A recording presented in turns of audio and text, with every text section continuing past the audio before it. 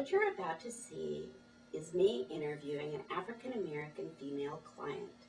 I'm doing this demonstration to encourage you to consider issues of culture, race, and ethnicity in assessment. In considering multicultural assessment, there are a couple of items I would also like you to consider. One is the importance of rapport. Two, don't assume that you understand a client based solely on their race, ethnicity, or background. Three, and what's probably the most important item, is to openly and honestly discuss issues of background, race, and ethnicity and how they may be impacting the client. Fourth, know your limitations and know when you can understand a client and when you can't, and ask for clarification if you're unsure. Fifth, you should also attempt to match to the client, to find similarities while at the same time openly and honestly addressing differences. I hope the following demonstration will motivate you to consider issues of culture, race, and ethnicity in your future assessments. I'm Sue Liston, and as you had in your initial session, they told you that someone would be assigned to work with you for the next few weeks or so, and I'm that person. Now, I was looking at what you talked to the person about before, and they said, it said something about some kind of difficulties adjusting to school, but I'd like to hear what you think, what brought you into counseling? What brought me into counseling was I've just not been feeling myself. I know I'm having some problems adjusting to being here.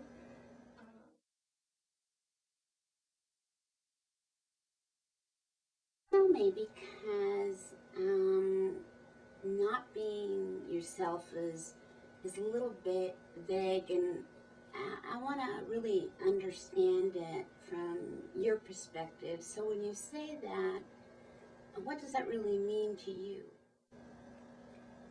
I just mean that, I'm usually a pretty upbeat person, and I just haven't been feeling like being upbeat. I don't sleep well. I, I'm not really eating normally. Um, I I don't know, it just seems like I'm really out of balance from the way I typically am to now. Are you feeling a little sad or blue, kind of Yeah. depressed? And maybe it's homesickness because I miss home a lot. And I think about home a lot and how different it is here. Um, so yeah, it is a little depression, a little blueness. I don't want to get out of bed in the morning. I would rather just sleep, and maybe if I wake up, I'll be back home and it'll be better. And how long has this kind of sleeping a lot? Is that the kind of trouble with sleep that you're talking about? The change in appetite, the feeling kind of down. How long has that been going on for you? A couple of months. I haven't been here that long, and so I guess it started. Um, I guess I've been here about a month, and then I just started feeling like maybe I didn't belong here.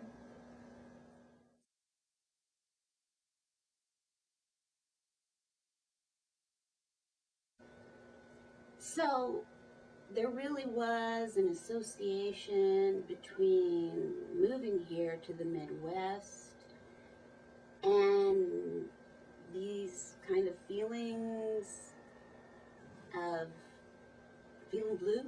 That Yeah, I mean, because I didn't feel this way at home. Have you ever felt like this before? Not really. No.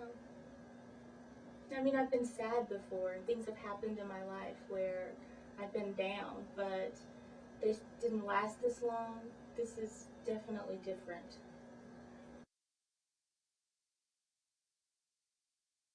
So So tell me more about how being here is different from being back home for you.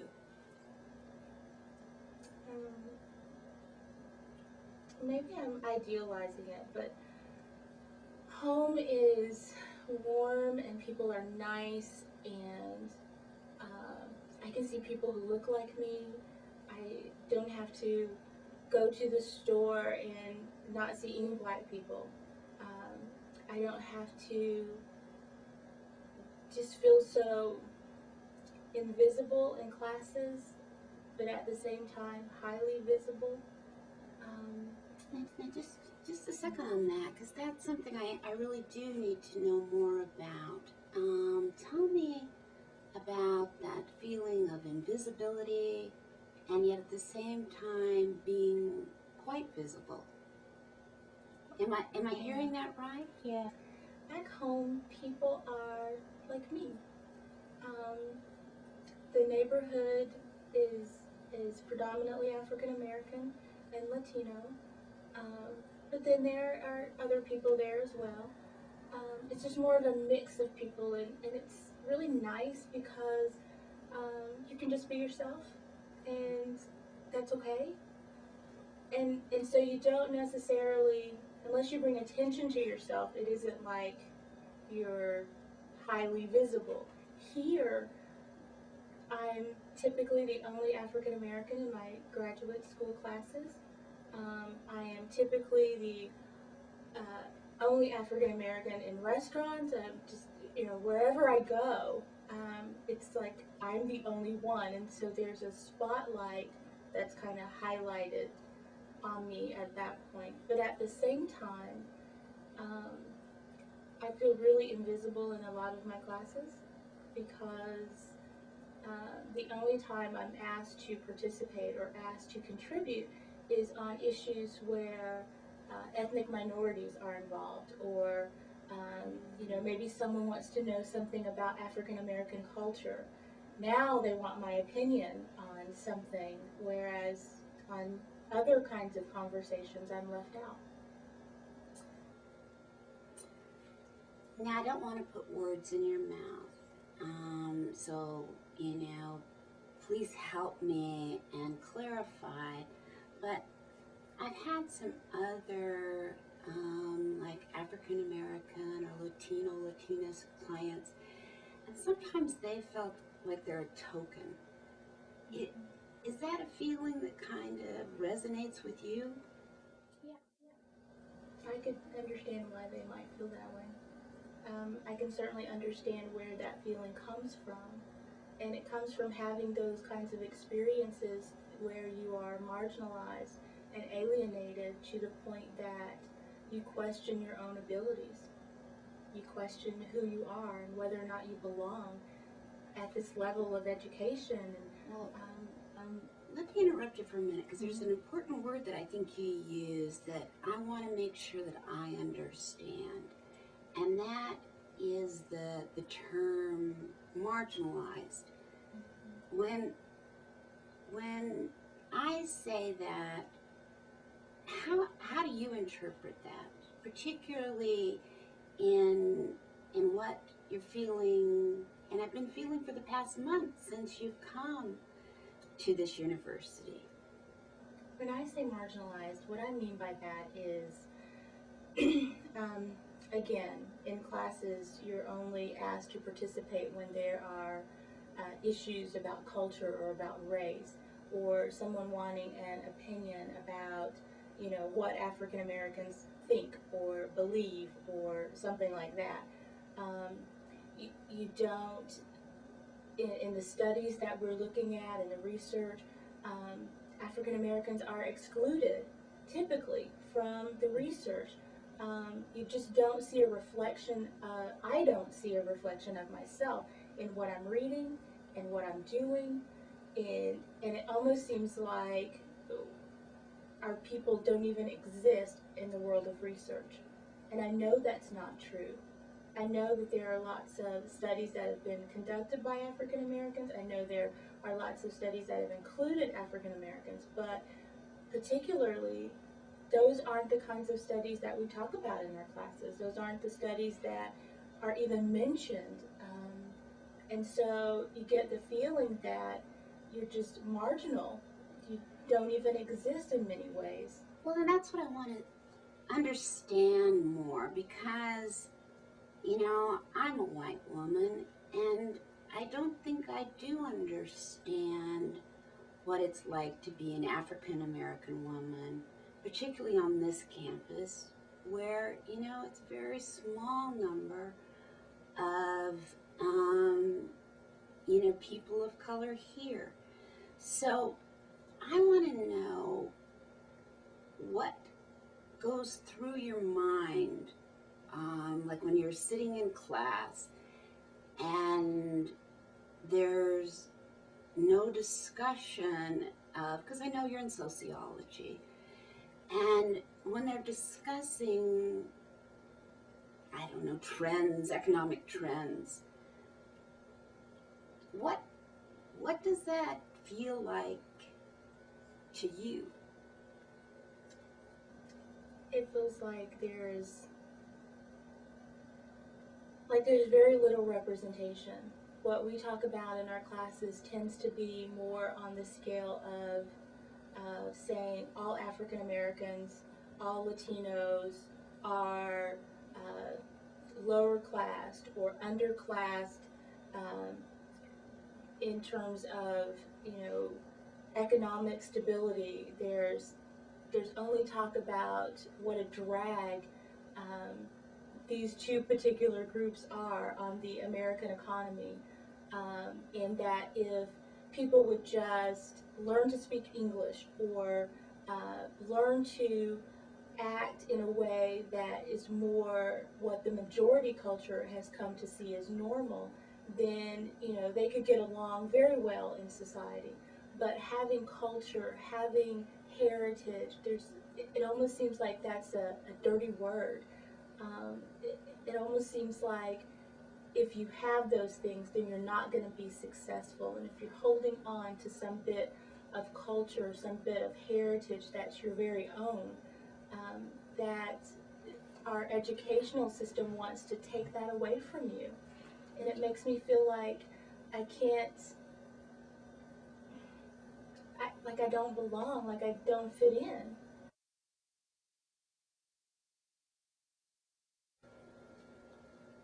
Let, let me hear two parts of this because I think these are important. One is I need to understand that heritage. I need to understand what that means to you. I also need to understand better what it means to not fit in for you. Before we can get, I think, to moving towards you feeling better, and we will, we want to talk about those two parts, I think, so that I can understand the heritage that you have. Yet, at the same time, those feelings of alienation, of being marginalized, of being sort of invisible. So can you help me understand those two aspects better? Yeah.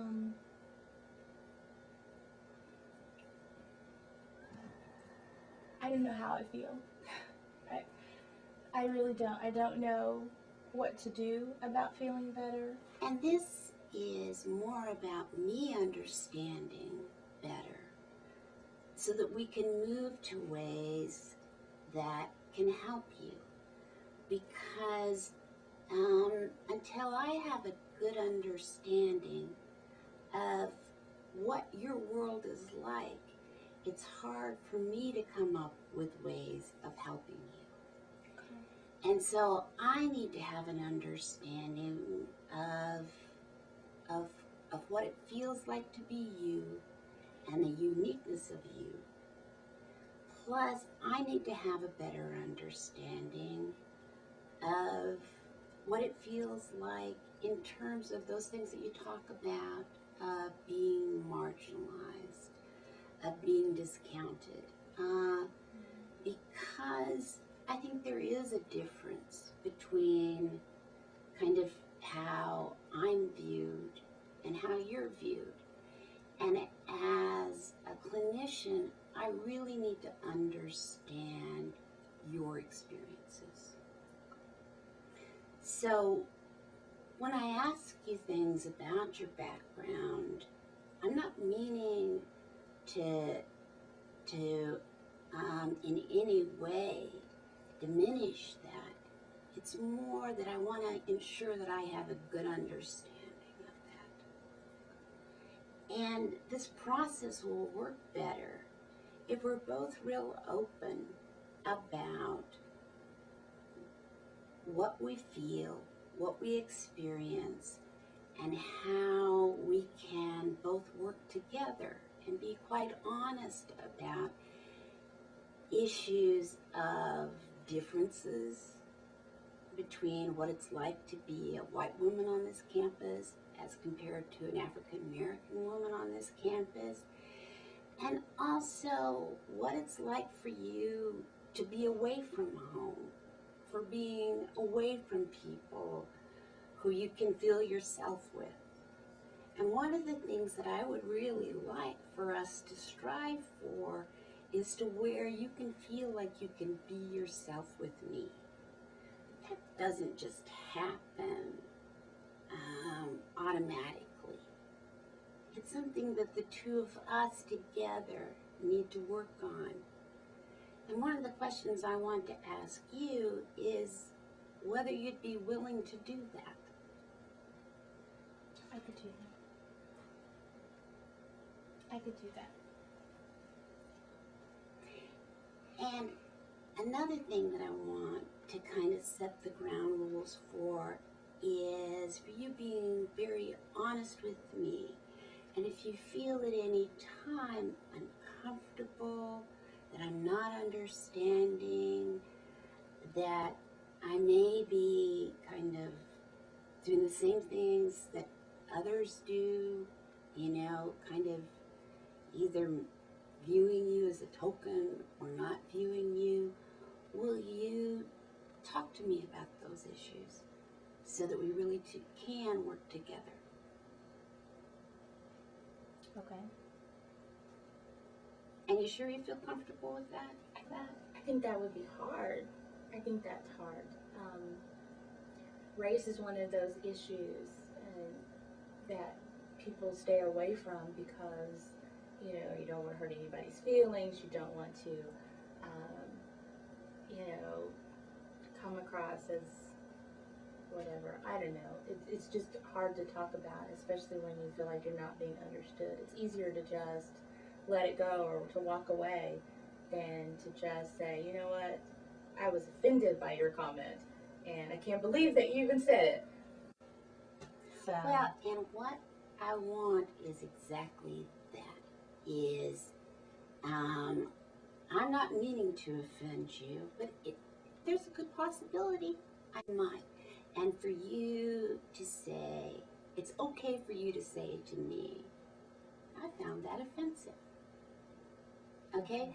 Because, let me see, Laura, what I'm perceiving, and I want you to tell me again if I'm accurate, is that this month and the feelings that you have are associated with race.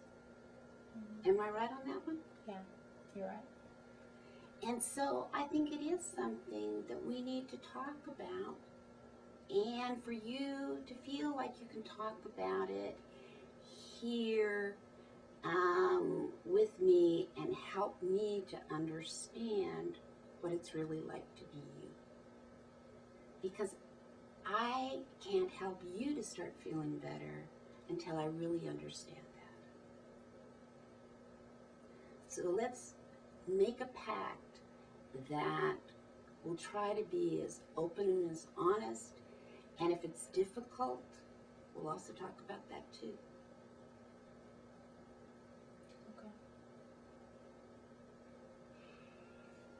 Okay. Yeah. So there are some excellent resources available for people related to multicultural assessment. The Association for Assessment in Counseling has published the standards for multicultural assessment.